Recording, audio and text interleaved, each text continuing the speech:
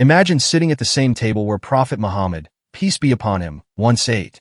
There is no luxury, no expensive dishes, no complicated recipes, just a few simple foods that most people today might easily overlook. But here is what makes this fascinating. The Prophet, peace be upon him, didn't just eat some of these foods once. They appeared repeatedly in narrations about his life. Some were eaten during journeys. Some were served to guests. One was associated with illness, and another was prepared when someone in the household experienced grief. So why these foods? Was it simply because they were available in Arabia? Or is there something deeper in the way the Prophet, peace be upon him, approached food? In this video, we're going to look at 8 foods connected to the life of Prophet Muhammad, peace be upon him, the authentic narrations surrounding them, what modern nutrition can tell us about their benefits, and most importantly, what these foods reveal about the prophetic way of living. And stay until the end, because the final food isn't just another item on the list. The Prophet, peace be upon him, used it in a remarkable comparison involving Aisha. May Allah be pleased with her. And once you understand that comparison, you may never look at a simple meal the same way again. Number 8. Cucumber and fresh dates. Let's begin with one of the simplest combinations. Fresh dates and cucumber. Abdullah ibn Jafar, may Allah be pleased with him, narrated that he saw the Messenger of Allah, peace be upon him, eating fresh dates with cucumber. At first, this may seem like an ordinary combination, but look at the contrast. Dates are naturally sweet and energy-dense. Cucumber is light, refreshing, and contains a very high amount of water. One provides concentrated natural carbohydrates. The other is hydrating and refreshing. From a modern nutritional perspective, it's an interesting combination of 2 very different foods. But there is an important lesson here. The Sunnah does not teach us that every meal has to be complicated. The Prophet, peace be upon him, could enjoy something sweet without turning food into excess. He could combine simple foods and be completely satisfied. And that principle of simplicity appears again and again throughout his life. But the next food was even more important. It was so closely connected to the life of Muslims that the Prophet, peace be upon him, used it when breaking his fast. Number 7. Dates. Dates were one of the most familiar foods in the life of Prophet Muhammad, peace be upon him. They were eaten regularly, given as gifts, used when breaking the fast, and mentioned repeatedly in Islamic sources. Anas ibn Malik, may Allah be pleased with him, narrated that the Prophet, peace be upon him, would break his fast with fresh dates when they were available. If fresh dates were unavailable, he would use dried dates. And if those were unavailable, he would drink water. Think about how simple that is. After an entire day without food or drink, the first thing wasn't an elaborate feast. It could simply be a few dates and some water. Dates provide natural carbohydrates, fiber, potassium, magnesium, and other nutrients. And they are particularly practical because they are naturally preserved and easy to carry. But their significance in Islam goes far beyond nutrition. Dates remind us that something can be simple and still be valuable. Something can be ordinary and still be blessed. And something doesn't have to be expensive to be appreciated. That brings us to another staple food that appeared frequently in the Prophet's household. Number 6. Barley. Today, barley doesn't receive nearly as much attention as many modern grains. But during the time of Prophet Muhammad, peace be upon him, barley was an important part of daily life. Aisha, may Allah be pleased with her, narrated that the family of Muhammad, peace be upon him, did not eat their fill of barley bread for 2 consecutive days from the time he came to Medina until he passed away. That single narration tells us something powerful about the Prophet's lifestyle. His table was not built around constant abundance. He lived simply. He ate what was available, and he was grateful for it. Nutritionally, barley is also fascinating. It contains beta-glucan, a type of soluble fiber that has been extensively studied for its relationship with cholesterol, blood glucose, and digestive health. But we need to make an important distinction. Modern research doesn't prove the Sunnah. Rather, it gives us additional information about the nutritional qualities of a food that was already part of the Prophet's diet. And barley becomes even more interesting when it is turned into a particular preparation. Number 5. Talbina. Talbina is a soft barley-based preparation, traditionally made with barley flour and milk, and sometimes sweetened with honey. But Talbina isn't important simply because of its ingredients. It has one of the most emotional stories connected to food in the Sunnah. Aisha, may Allah be pleased with her, would recommend Talbina for a sick person.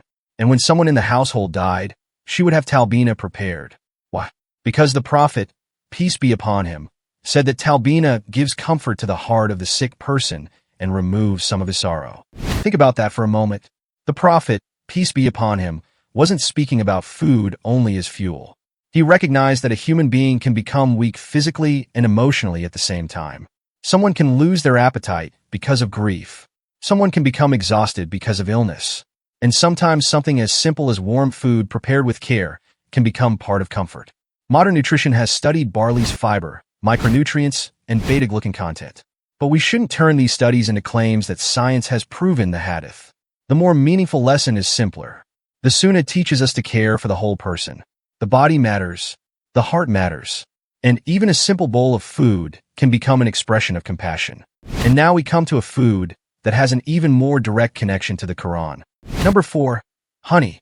Honey holds a special place in Islamic tradition. Allah says in the Quran that from the bees comes a drink of different colors in which there is healing for people. Honey was also used during the time of the Prophet, peace be upon him. In an authentic narration, a man came to the Prophet, peace be upon him, because his brother was suffering from an abdominal problem. The Prophet, peace be upon him, told him to give his brother honey. The man returned and said that the problem had not gone away.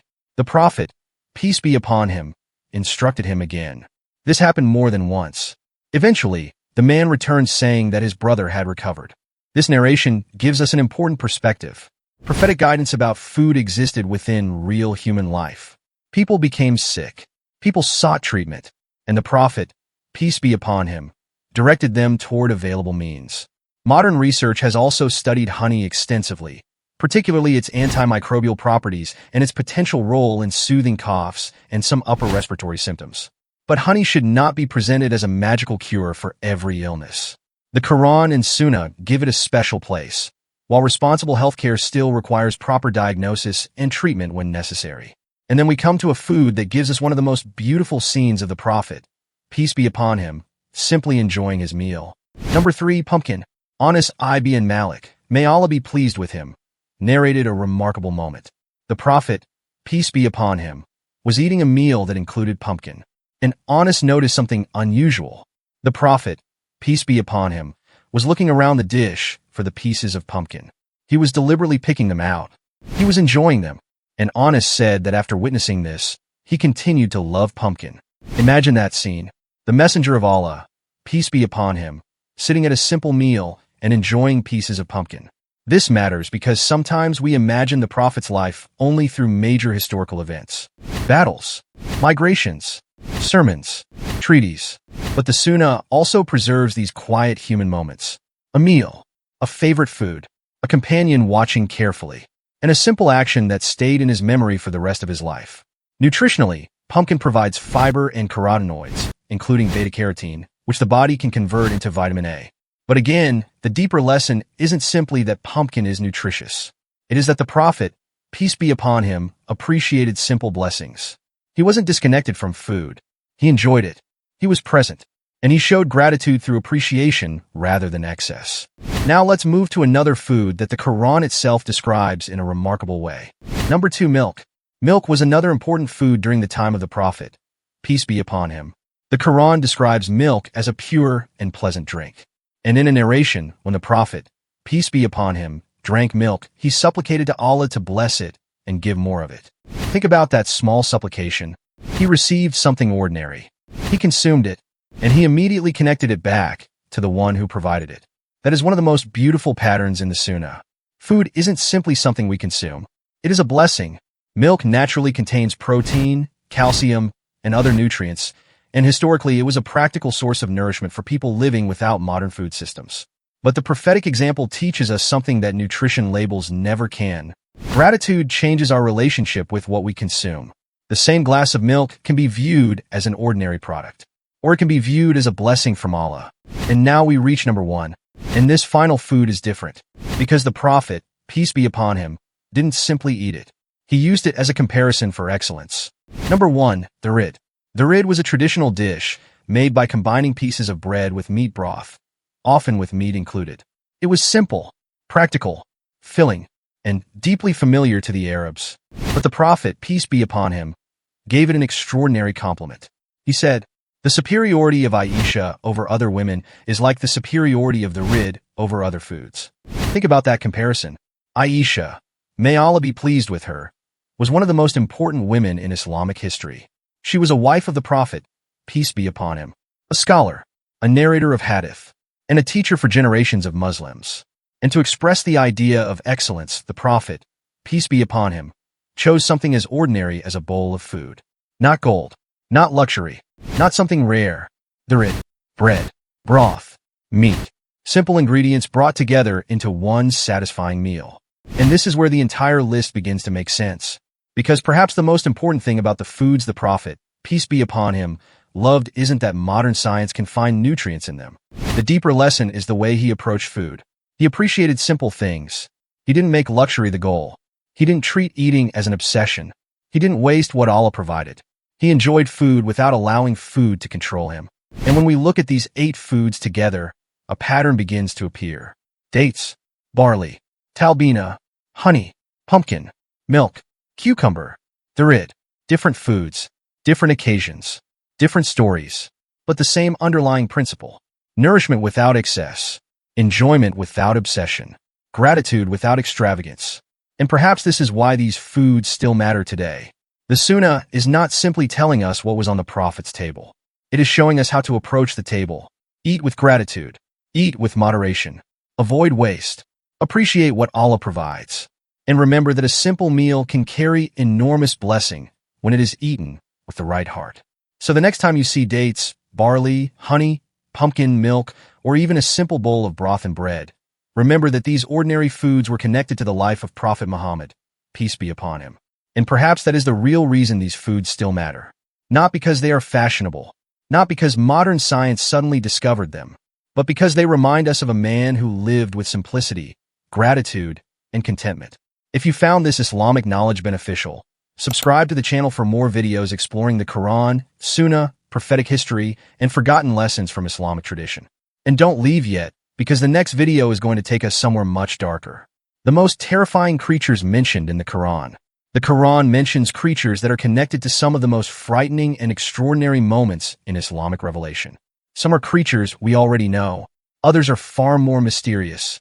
And once you discover what the Quran actually says about them, you may never think about these creatures in the same way again. So subscribe now and watch the most terrifying creatures mentioned in the Quran next.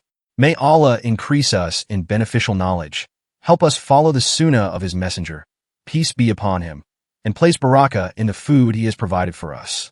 Ameen.